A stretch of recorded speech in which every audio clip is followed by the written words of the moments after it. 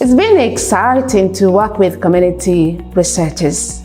We have developed Participatory Action Research Toolkit, an amazing toolkit that consists of A to Z words that are principles that underpin this participatory action research. And we want to share with you some of the principles.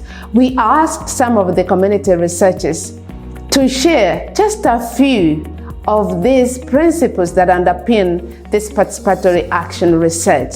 When you are doing participatory action research, you need to take into consideration these principles, these words.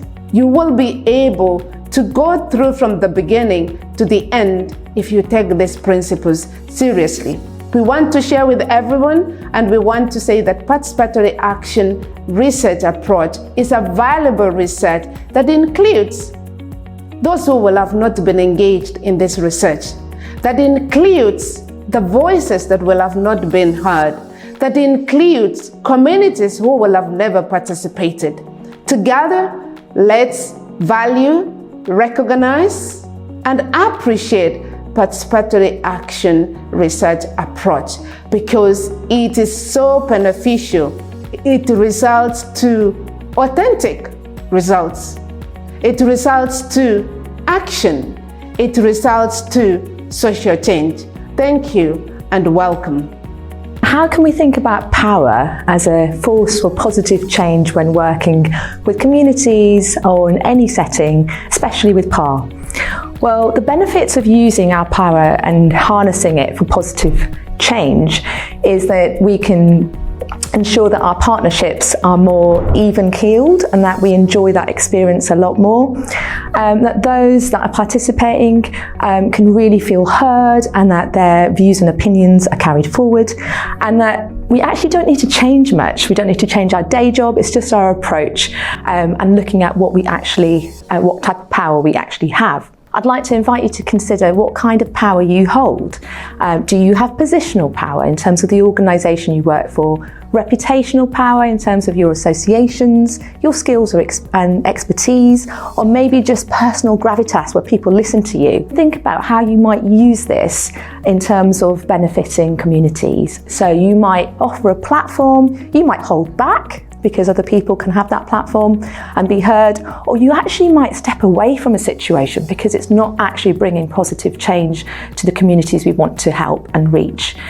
So I'd leave you with that thought. What kind of power do you connect with, and how can you harness that to ensure that PAR is meaningful for all involved?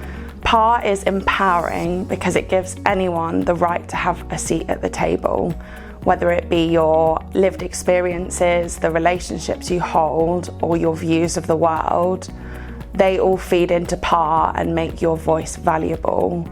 Without those, PAR wouldn't exist, and it doesn't matter about hierarchy or your academic credentials, because no one can replace the lived experiences or the views that you hold. It flips the narrative.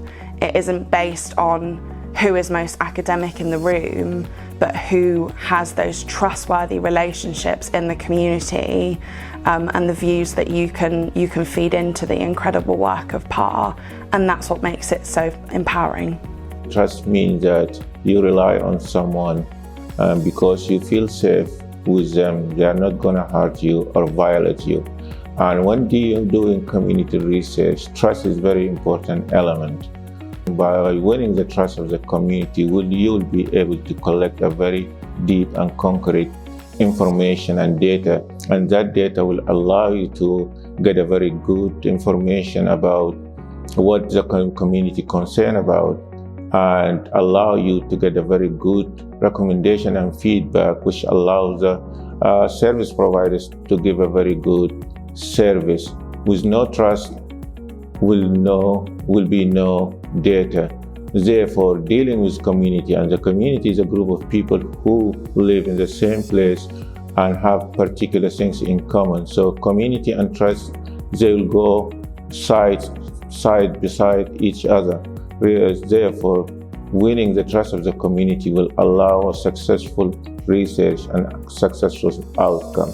So our research looked at collecting evidence and research and experiences from the women living within Reading who had an ethnic minority background, in particular the experience of accessing healthcare and also the barriers they had. This was a really important project for us to be part of because it meant that the women whose voices were often never heard, women who were not engaged with, were given the power.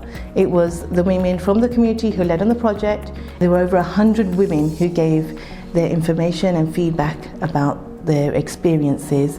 And from that, we hope now that not only have our community researchers being trained, and also they can disseminate that training, we can build toolkits, and also talk about looking at the issues that have been identified and the concerns that those women have raised. And for the women who were part of that research, the important thing is we go back to them and say, look, this is what you achieved, this is what you've done. Because you opened your hearts and you opened your voices and were able to tell your stories, look at what has happened as a result of that. And that is so empowering for them. So that was my word, community-led. So diversity in PAR is about across the PAR research, so starting with the decision makers, those who choose to fund PAR, the academics, and also the community leaders and the community. So diversity for me is making sure that all those different groups and people are included, so that when it comes to the research and it comes to the recommendations, there is a more rounded representation of the people in Reading. The word I have chosen is undervalue. Now, when you do PAR, it's a very time-consuming source of research. Also, it is very undervalued, and that includes people don't realise how much time we spend, but they also, when they come to doing budgets for projects, they seem to undervalue exactly how much it costs to actually do the research. So sometimes we feel very undervalued for what we do, but the PAR research is very, very strong. People are very passionate about it, and it is also community-led. So all our researchers are from the community, so we understand the community very, very well. The entry point to the community requires time. It requires their time, not your time, their way and not your way. It requires time to build relationships. And so when you build relationship and develop trust with the communities and all the stakeholders, then you are able to do the research. As you progress with the research, you need time, extra time, additional time. For example, if you have the questionnaires, you may need time to translate those questionnaires into different languages. And when you even get up to the end of the research, action takes a lot of time. We need to translate those research findings into actions, interventions, solutions. With participatory action research, you need to implement the actions to create the social change that the communities need.